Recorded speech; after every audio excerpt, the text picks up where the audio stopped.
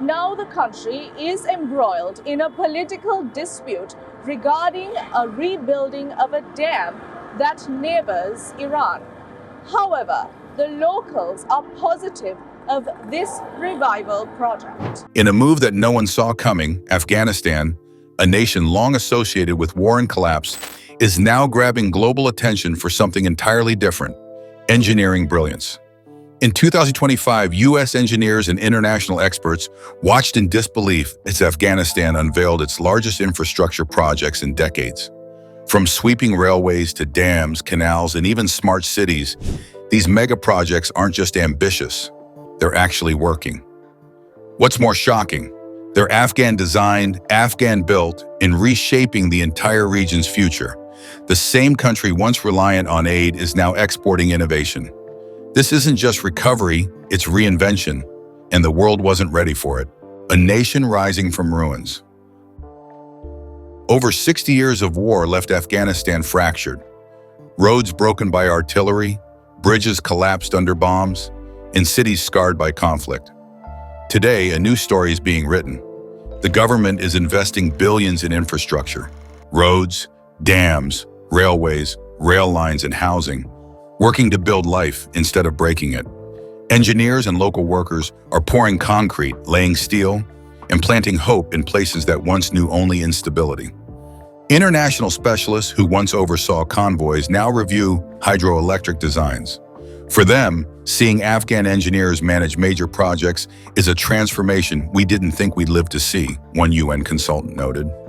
This shift from foreign-led aid to Afghan-led action marks a turning point.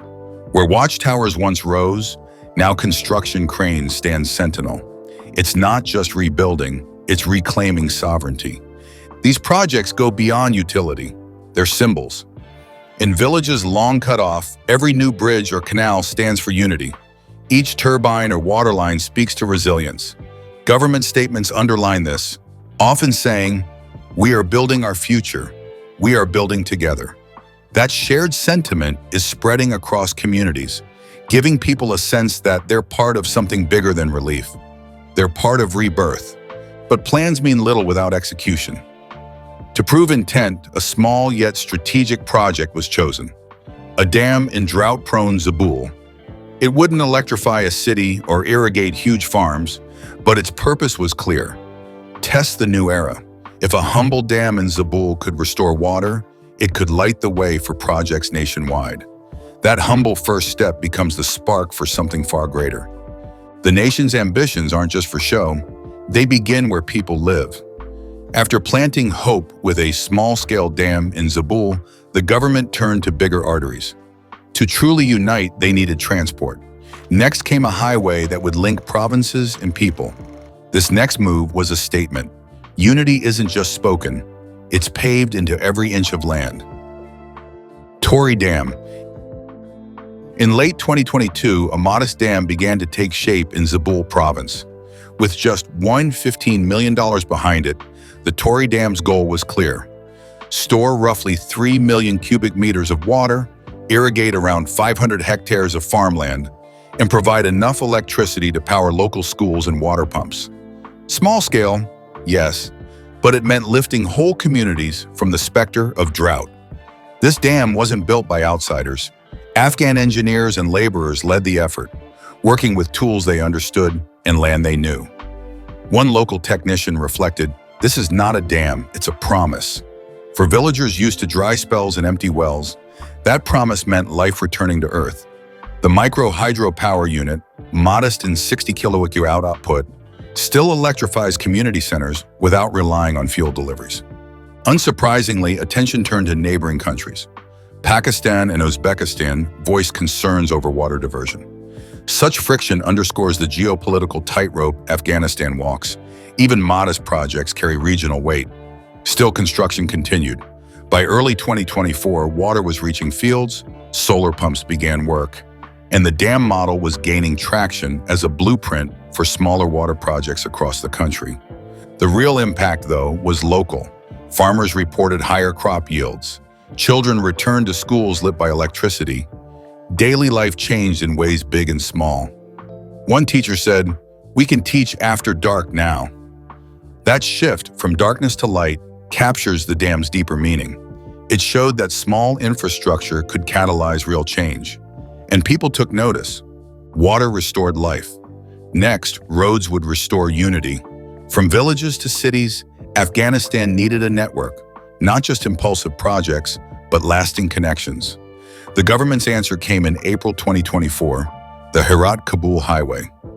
Nearly 500 kilometers of new road, with promise built deeper than asphalt. Herat-Kabul Road. On April 29, 2024, Afghanistan broke ground on a massive $450 million road linking Herat in the west to Kabul in the east. Stretching nearly 500 kilometers and 12 meters wide, the route passes through Ghor, Bamyan, and Wardak provinces, transforming dusty trails into a modern corridor. This wasn't just a highway, it was a lifeline. Once this road is complete, travel times between key regions will drop dramatically. Farmers in Herat will deliver produce to Kabul in hours, not days. Goods and passengers will move faster, trade costs will fall, and regional economies will open. Already small businesses are setting up along the road, waiting for vehicles and travelers. One roadside cafe owner said, "This road gives us a reason to open." Security is built in. The 5-year plan includes local committees and security forces protecting workers and civilians. That dual focus, development and safety, says a lot. Reconstruction isn't just about roads, it's about trust. A provincial governor mentioned at the groundbreaking, "We rebuild not for ourselves, but for peace between communities." That message carries the weight of unity. It's been decades since Afghanistan saw this kind of project. One that spans provinces, budgets, and hope. And while materials, labor, and machines tell the practical story, it's human tests, waiting families, empty markets reopening, that show its true value. In a country long divided, this highway is more than concrete. It's the backbone of renewed purpose and shared identity. Trans-Afghan Railway. In early 2024, Afghanistan began construction of a 75-kilometer rail link, modest in length but massive in ambition. It's the first stretch of a planned 700-kilometer corridor stretching from Uzbekistan in the north through Afghanistan and into Pakistan. With a $5 billion budget and a 3-5-year outlook, this railway isn't just steel on tracks. It's the backbone of regional reconnection, freight efficiency, and economic reintegration. Designed for heavy freight, the Trans-Afghan Railway will enable bulk goods, minerals, grain, construction materials to move faster, cheaper, and more reliably than ever. Truck routes are slow, dangerous, and costly. This corridor promises a transformation, a freight network connecting Central Asia to South Asia and beyond. Analysts describe it as a freight highway, one with logistics potential as powerful as any pipeline. For local engineers and Afghan laborers, this is more than a job, it's a symbol. After decades of foreign-led logistics, they are building their own. Uzbekistan, Pakistan, and Afghanistan are coordinating schedules. Customs systems are being aligned. This corridor wasn't imposed, it's being claimed. As one Afghan rail engineer put it, "We are rebuilding more than rail lines. We are rebuilding relationships." And the plans stretch further. When linked to the Iran-Herat line and the China-Afghanistan corridor, Afghanistan will anchor new trade routes to Turkey, Europe, and China. That's more than ambition, it's strategy. What was once a land of insecurity could become the heart of a continental trade network, reborn from ruin into relevance. As railways weave the nation into regional commerce, roads bind its internal communities. From corridors crossing borders, the next phase focuses on a national circuit designed to uplift every province, not just the economic centers. Afghanistan's national circuit, stretching 3,200 kilometers around the country's core cities, Kabul, Kandahar, Herat, and Mazar-e-Sharif. The ring road is Afghanistan's spine of cohesion. Originally built in the 1960s and later damaged during years of conflict, it's now undergoing renewal under Taliban administration. This revived highway promises more than smooth travel. It represents national unity and economic access. Large sections of the ring road were impassable, isolated by war and erosion. Now, Afghan teams are reconstructing bridges, laying fresh asphalt, and clearing routes. In remote villages, farmers are seeing their incomes rise because they no longer need expensive armed convoys. "We once paid for security, now we pay for transport," one village leader said. That alone signals a shift from conflict economies to market-led growth. The U.S. previously invested $1.5 billion between 2003 and 2006 before support faltered. Today, the Taliban is committing local resources, labor, and security for the ring road's revival. It's an uneasy partnership. Some fear a return to closed borders, others welcome renewed connection. But on the ground, businesses are reopening, and families are commuting in ways not seen in decades. Economic unity is the goal. Goods, services, and people can now circulate freely, raising GDP, lowering prices, and weaving back the fabric of a nation. In this way, the ring road isn't just a highway, it's a nation-building instrument, cementing local success into economic rebirth. With roads and railways knitting regions together, urban transformation awaits. Next on the list, a brand new city built to house millions, reimagine urban life, and set a foundation for future growth and stability. Kabul New City. In August 2023, Afghanistan launched the $15 billion Kabul New City project, aimed at constructing a modern urban hub to house 3 million people north of the old city. Spanning 40,000 hectares, it promises full amenities: modern housing, sewage, water, electricity, along with job opportunities and infrastructure meant to ease urban pressure. This isn't just vision, it's action. Expansion roads, sewage plants, and electric grids are already emerging. One developer estimated 25% of Phase 1 infrastructure is underway, with schools, clinics, and parks planned. For Afghan youths, this isn't a slum, it's a future. For refugees and the displaced, it's a chance to rebuild roots. As a local NGO leader said, "This is where hope is being built." During the initial phase, the city has created around 1.2 million construction jobs. That's direct impact on families, on local economies, on skills development. Suppliers, retailers, services all benefit. These aren't distant skyscrapers. They're livelihoods under construction. The practical changes, power, water, work, give substance to big promises. Kabul New City represents something larger, a shift from crisis management to urban planning. It sends a clear signal. Afghanistan isn't just surviving, it's preparing for growth. By designing modern spaces, it's saying we belong in the 21st century. And for a nation defined by its past, that's bold progress. Quash Tepe Canal. In a bold move to address chronic food insecurity, Afghanistan launched the Quash Tepe Canal, a 285-kilometer waterway drawing from the Amu Darya River.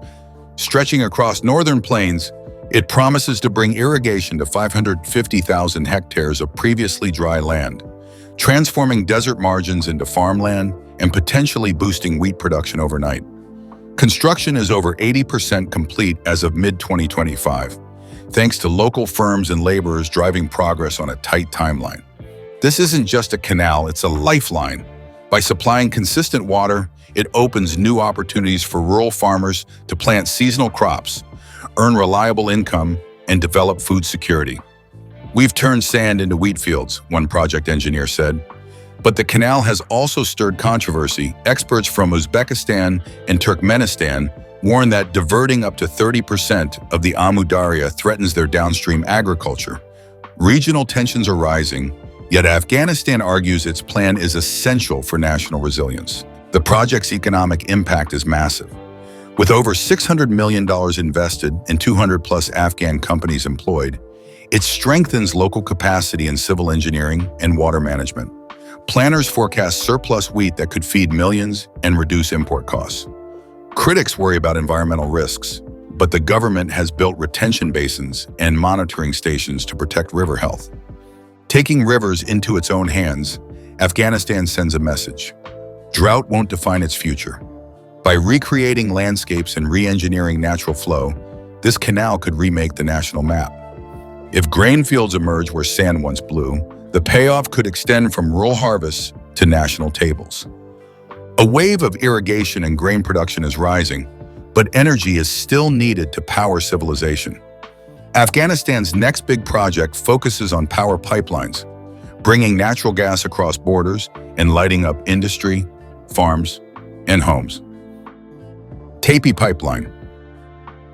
Stretching 1,100 kilometers, the Turkmenistan, Afghanistan, Pakistan, India, Tapi Pipeline is a transformative energy corridor.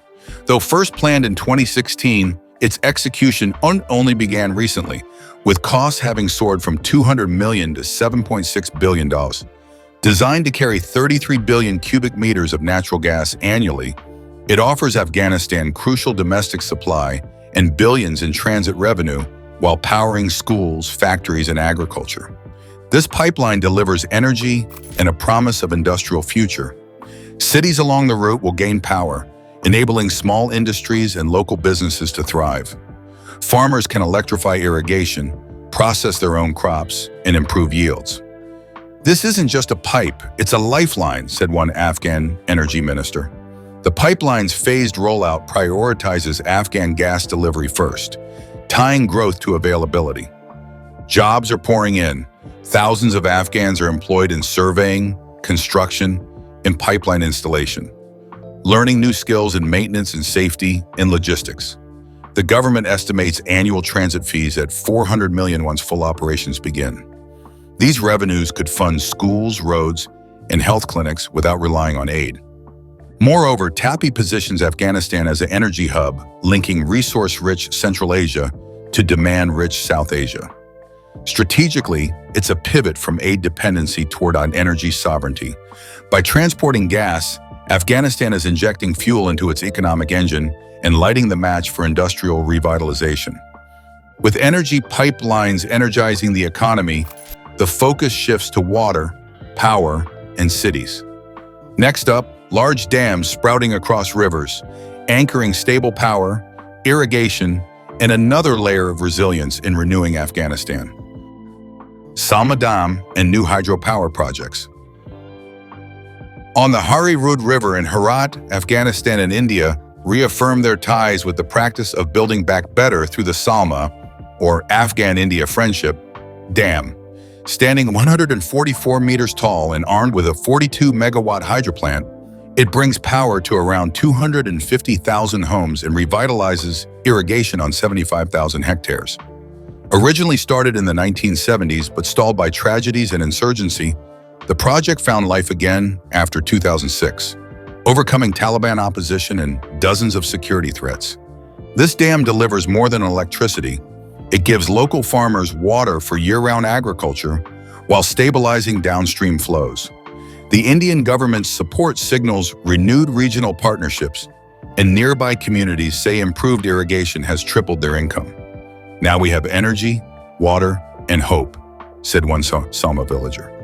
Despite cost overruns of about $300 million, the results are logic-altering.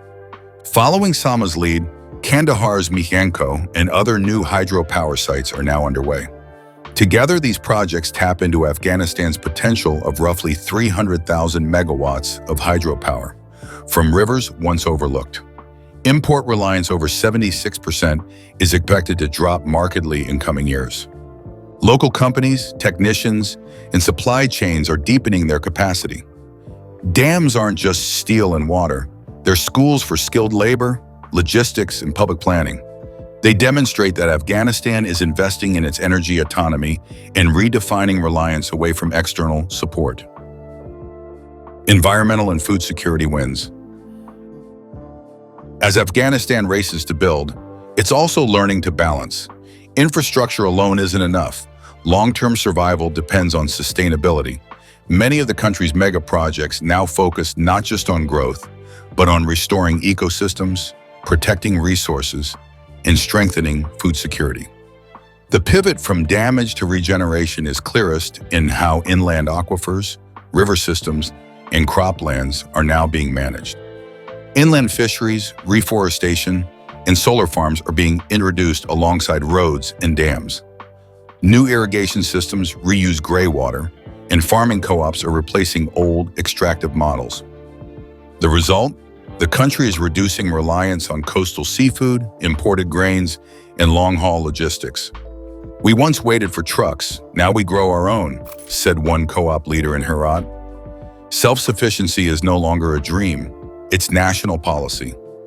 These changes have environmental impact. Rivers previously mismanaged are now guided through levees and underground channels. Aquifers are recharged using drip irrigation and runoff collection. Antibiotics are banned in aquaculture.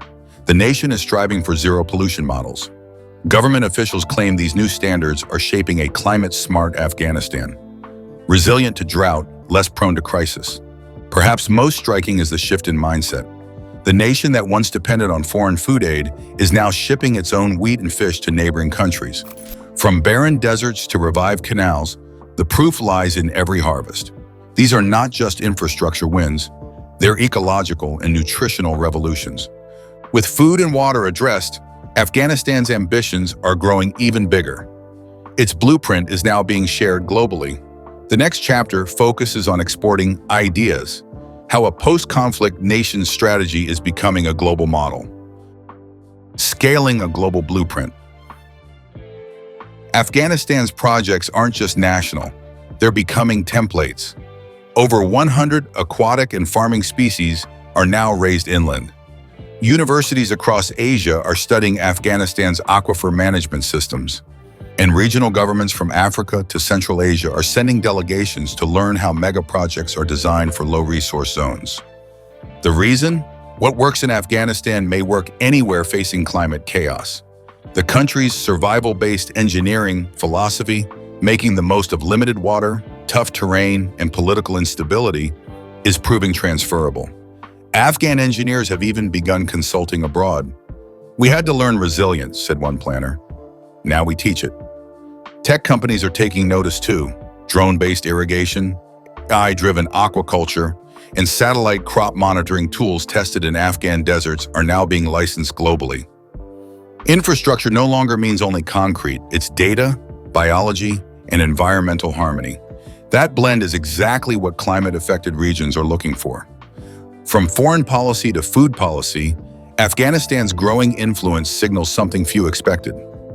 Not only is the country rebuilding, it's rewriting what reconstruction can mean in the 21st century. The world is listening because the world may be next. Blueprints spread quickly, but breakthroughs reshape minds. Afghanistan's success is also philosophical. What if deserts aren't dead zones? What if land, long considered useless, could be reborn? That shift in perspective is just as important as concrete. Breaking conventional mindsets. Afghanistan's transformation didn't begin with cement. It began with courage to imagine differently. Once defined by scarcity and despair, the country is now daring to believe that even deserts can become productive. This is a rejection of centuries-old ideas that barren land is wasted land. The culture around agriculture is being reshaped. One symbol of that is the Taken Initiative, which reclaims desert soil for desert-specific crops and aquaculture. Inspired by UN Longping's Desert Rice Project, Afghan agronomists have now extended his vision. "The desert teaches us patience, and patience is what we've needed most," said a senior researcher. Instead of fighting nature, they're working with it. Recent flooding in lowland deserts even revealed dormant fertility zones, areas that now hold potential for crops and fisheries. These accidental ecosystems became evidence. The land was never truly dead, just dormant. With the right triggers, water, seed, solar, life rushes back. Mindset shifts lead to policy changes. New zoning laws now recognize alternative agriculture. High school curriculums are introducing sustainable farming and aquaculture. Slowly but surely, a generation is growing up thinking of deserts not as burdens, but as canvases. That's more than science. It's nation building at its most personal. All these changes, roads, canals, dams, mindset shifts, have built to a moment. 1 year in, the results are becoming clear. What began as an experiment is now a movement. The final chapter shows what's been achieved and where this path might lead. 1 year later. 1 year after launching its transformation, Afghanistan looks different. Visibly, economically, and emotionally. The megaprojects are no longer lines on a map. They are functioning systems. Fish are harvested in desert aqua farms. Trains run along newly laid tracks. Crops grow where sand once blew. It's not theory, it's happening. Pearls cultivated in Kiamo County are being sold to jewelers in Dubai. Freshwater salmon from glacial-fed farms in the north are hitting markets across Central Asia. Roads once patrolled for insurgents now carry tourists, traders, and transport trucks. This is not a finished story, but it is a clear beginning. Jobs have been created, tens of thousands. Incomes have stabilized. Education and energy access are rising. The regional impact is spreading, with neighbors recalibrating trade routes and water policy. And inside Afghanistan, the economy is showing signs of independence, built not on foreign aid, but on functional infrastructure. For a nation once synonymous with collapse, the message is radical. Regeneration is possible. This is not just about engineering or investment. It's about belief, about proving that even in the harshest conditions, humanity can build, adapt, and thrive. The world is watching, but more importantly, Afghanistan is leading. What once felt impossible is now happening on the ground. Bridges are being built, literally and figuratively. Afghanistan's 2025 transformation has silenced skeptics, inspired engineers, and sparked new conversations about what resilience truly looks like. The world expected ruins but found renaissance. These megaprojects may have started with cement and steel, but their true strength lies in the boldness to dream beyond destruction. As one U.S. engineer put it, they're not rebuilding what was lost.